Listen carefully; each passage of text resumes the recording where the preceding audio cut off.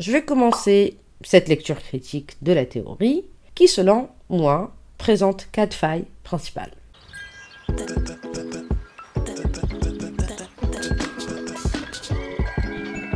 La première faille, c'est le fait de catégoriser les gens et les stéréotyper et les mettre dans des cases, comme si 16 cases étaient assez pour catégoriser 8 milliards d'individus. Oui, on est déjà 8 milliards, sans compter les 110 milliards d'individus qui sont estimés avoir vécu avant nous. Donc là, le MBTI choisit de nous dire qu'il y a 16 manières d'être, malgré la complexité qui existe au niveau de la personnalité. D'abord, cette catégorisation engendre des stéréotypes qui sont peu productifs. Pour moi, appeler un type l'amuseur ou le consul ou je sais pas quoi, c'est pas très productif. Plus, ça met dans des cases. Par exemple, si tu es très intéressé par la théorie du MBTI, il y a de fortes chances que tu sois quelqu'un d'intuitif. Donc, tu as la lettre N en deuxième dichotomie. Et il y a des fortes chances que tu penses que les personnes qui ont la lettre S ne comprennent pas les théories, que les types intuitifs sont les génies, les créatifs, alors que les types sensoriels ne sont pas très créatifs. Donc je ne suis pas du tout fan de cette manière de catégoriser. Aussi le fait quand on a la lettre P, c'est que t'es lazy, t'es flemmard et tu ne travailles pas dur. Donc je vois au sein de la communauté des fois une sorte de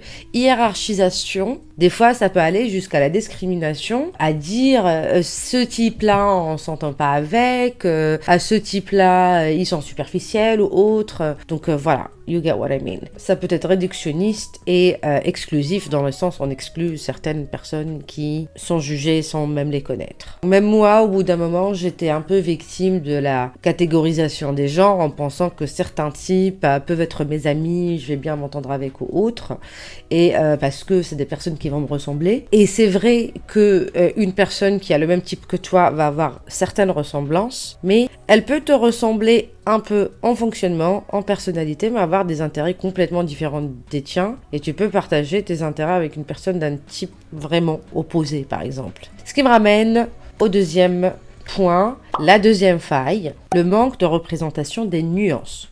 Parce que, comme je l'ai mentionné dans ma vidéo où j'ai parlé des 2 paramètres à prendre en considération quand on analyse tes résultats de MBTI, la majorité des gens vont se retrouver au milieu des spectres. Et je dis bien spectre parce que le MBTI traite les traits de la personnalité comme une dichotomie. Et des fois, ça peut être le cas. Donc, on peut être dans le cas de la dichotomie et la personne, elle va avoir une préférence tellement prononcée, elle peut se trouver à l'extrémité du spectre. Et c'est là qu'on va parler de dichotomie. Mais la majorité des gens, ils vont se retrouver au milieu. Même les traits de personnalité, ça suit la courbe normale de distribution, dont j'ai parlé dans une autre vidéo aussi. La plupart des gens, ils vont se retrouver au milieu et avoir une préférence assez équilibrée. Puis plus on s'éloigne du milieu, plus il va y en avoir moins de gens. Et en parlant de personnalité, tu peux être du coup équilibré, tu peux avoir une préférence légère, tu peux avoir une préférence un peu plus prononcée et tu peux avoir une préférence tellement prononcée, donc exceptionnellement haut sur un des spectres. Et le MBTI, dans ce cas, nous dit non, t'es ou l'un ou l'autre, donc c'est dichotomique, alors que en suivant la logique de tu peux être n'importe où dans le spectre, on va dire que c'est compris la préférence entre 1 et 100.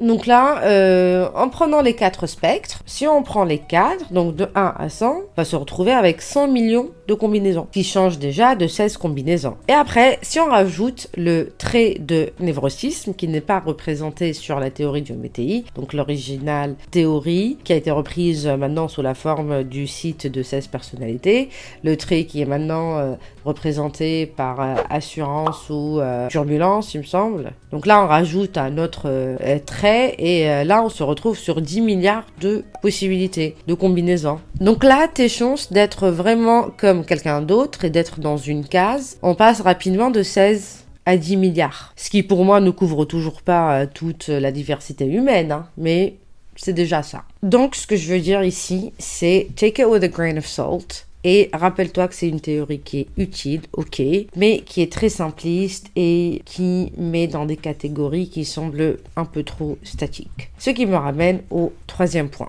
la troisième faille. C'est que ça indique un caractère non évolutif. J'explique. Quand on commence à parler de l'aspect un peu plus développé, un peu plus avancé de la théorie du MBTI, on parle des fonctions cognitives Et si on étudie les fonctions cognitives, là, on se trouve dans une impasse et le fait qu'on ne peut pas évoluer. Donc, je ne vais pas expliquer les fonctions cognitives parce que ça va nécessiter un temps fou, c'est lent à expliquer, mais disons qu'il y en a 8. D'ailleurs, c'est le sujet principal traité dans le livre de Carl Jung, les types psychologiques. Donc, mesdames Briggs and Myers disent qu'en fonction des lettres que tu obtiens, donc disons INFJ ou ESFP ou autre, en fonction de ces 4 lettres que tu vas obtenir, tu vas avoir 4 fonctions cognitives principales avec une fonction leaduse, on va dire, et une fonction un peu moins faible. Voilà, donc on a les 4 fonctions principales qui sont dans l'ordre, et puis les 4 fonctions qui sont faibles, enfin voilà, que tu mets en arrière, qu'on appelle l'ombre, donc le shadow, dont parle Jung d'une manière complètement différente et pas dans le sens des fonctions cognitives, mais encore une fois, c'est pas notre sujet pour aujourd'hui. Donc c'est la théorie qui est avancée par mesdames Myers and Briggs. Sauf que si on se fie à cette théorie, on se trouve face à un mur parce que, comme je l'ai dit tout à l'heure, la plupart des gens sont au milieu du spectre, donc c'est pas dichotomique pour eux. Donc ils peuvent prendre le test une semaine plus tard dans un mood différent et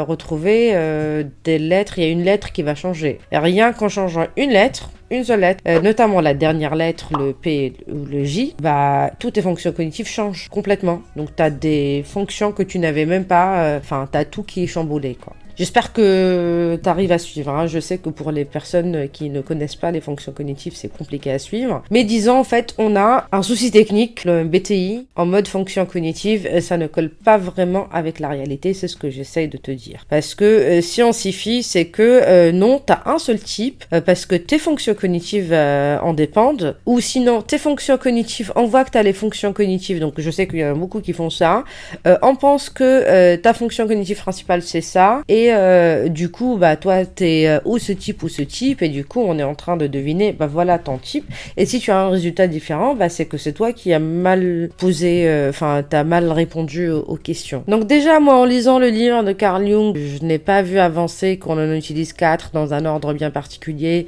et 4 qu'on réprime, c'est ça un peu le shadow, et que c'est comme ça, et que ça change pas tout au long de ta vie. Mais aussi pour ton information, Carl Jung a abandonné la théorie parce qu'il a estimé que le modèle développé n'était pas satisfaisant. Donc juste pour information. Cette troisième faille, cette troisième faiblesse me fait arriver au quatrième point. La quatrième faiblesse, c'est que la théorie est incomplète. Et ce que je veux dire par incomplète, c'est le manque de représentation de traits, par exemple le névrosisme, donc l'instabilité émotionnelle, que le site 16 personnalités a rajouté éventuellement. Donc c'est la dichotomie de turbulent ou assuré, qui a été rajoutée pour compléter les 4 première, donc que j'ai déjà mentionné, introversion, extraversion, sensation, intuition, thinking, feeling, prospection, jugement. Et du coup, voilà, ça vient compléter pour que, en quelque sorte, la théorie s'aligne avec les 5 traits de Big Five. J'ai toute une vidéo qui explique, voilà, la concordance des traits entre le MBTI et le Big Five. Elle est aussi incomplète, comme je l'ai dit tout à l'heure, parce que ça ne représente pas toutes les nuances. L'incomplétude est déjà illustrée dans les 3 points précédents que j'ai mentionnés. Alors attention, c'est vrai que je mets en avant le Big Five depuis tout à l'heure,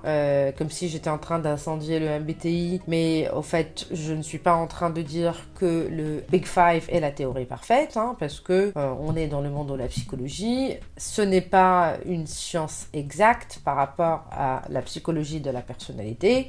Ça peut évoluer dans un futur proche ou lointain, je n'en sais rien. Mais le consensus scientifique s'est mis d'accord que la théorie du Big Five est ce qu'on a de plus fiable aujourd'hui, et je m'incline à cette vision. Je vais avouer que mon premier réflexe quand j'essaie d'analyser la personnalité de quelqu'un reste d'essayer de deviner le type MBTI, mais dans ma tête, je garde vraiment in the back of my head que je suis en train de simplifier les traits et que, par exemple, cette personne elle est exceptionnellement haute sur ça, donc là, je peux considérer que c'est un peu une dichotomie, ou je me dis, cette personne, bah, du coup, je peux pas deviner si elle est, par exemple, thinking ou feeling, si elle est dans l'émotion ou plus dans la rationalité et l'objectivité, et que, bah, du coup, elle peut-être au milieu, donc elle n'a pas une préférence prononcée. Donc je me garde ça en tête et je me dis, bah elle est, je sais pas, INXJ par exemple. Donc pour moi, après 6 ans de recherche approfondie dans le domaine de la psychologie de la personnalité, j'ai développé des réflexes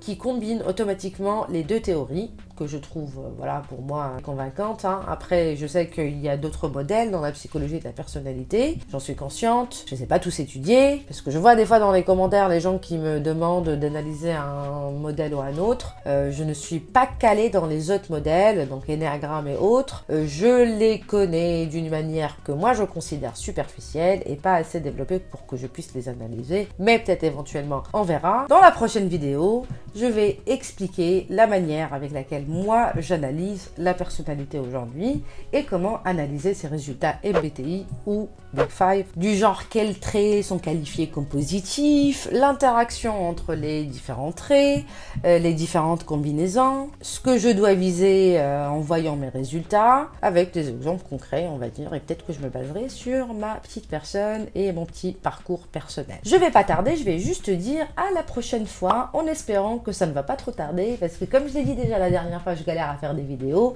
mais je compte en faire un peu plus, du genre une vidéo par mois. On verra. Au revoir!